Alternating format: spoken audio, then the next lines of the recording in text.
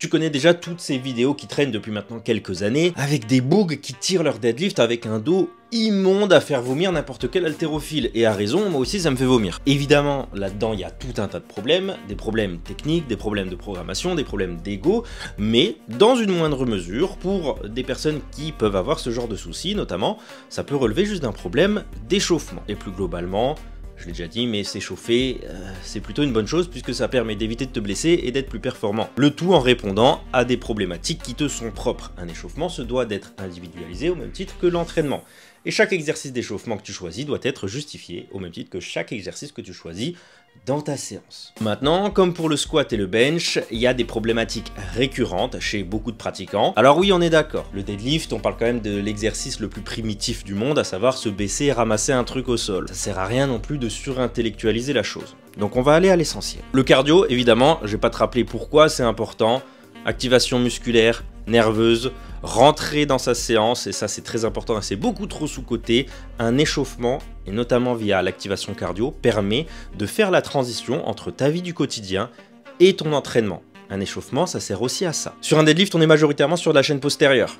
Donc à un moment donné, il va falloir retrouver cette activation musculaire dans ta mobilisation cardio. Alors, du rameur, un vélo, un éco-bike, très bien. Mais je t'ai parlé des problématiques assez communes chez beaucoup de pratiquants, c'est la mécanique de flexion et d'extension de hanche, le fameux hinge que tu entends partout. Beaucoup, surtout les débutants, manquent de cette mécanique et tu peux l'intégrer avec un exercice simple dans ta routine d'échauffement dès l'activation cardio. Je te parle de kettlebell, le kettlebell swing. Le kettlebell swing est un mouvement purement d'extension de hanche. La deuxième partie d'un échauffement réussi, la mobilisation articulaire. Je suis un grand fan des rotations articulaires contrôlées. C'est selon moi un des meilleurs moyens de s'activer musculairement et nerveusement en ciblant les fonctions d'une articulation. Donc en fait, on va pas se priver. Les hanches pour le deadlift, évidemment, tant sur la fonction d'extension et de flexion que sur l'ouverture si tu fais du sumo. Mais on a aussi la colonne vertébrale. Alors, en soi, ta colonne vertébrale doit rester fixée pendant toute la durée du mouvement. On est d'accord. Mais il se peut que, pour X ou Y raison, une erreur ou je ne sais quoi, ça défixe. Et dans ce cas, vaut mieux que ton système nerveux soit habitué à ça quand ça arrive, au risque d'avoir des complications. Dernière articulation, très sous-cotée sur le deadlift, et plus particulièrement sur le sumo, c'est les chevilles, et plus globalement le pied.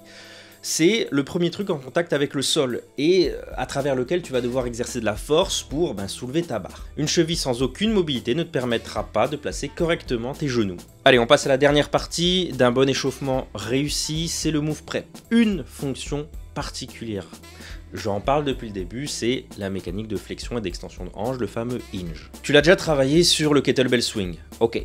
Mais on va rajouter deux exercices très intéressants qui vont te permettre d'avoir un bien meilleur feedback. Déjà, du hip thrust à une jambe. Là aussi, tu vas avoir le côté unilatéral qui vient engager davantage tes muscles et tu vas avoir beaucoup plus de sensations dessus et un meilleur ressenti et donc de quoi reproduire plus facilement ces sensations sur ton deadlift. Et le deuxième exercice, c'est du deadlift roumain.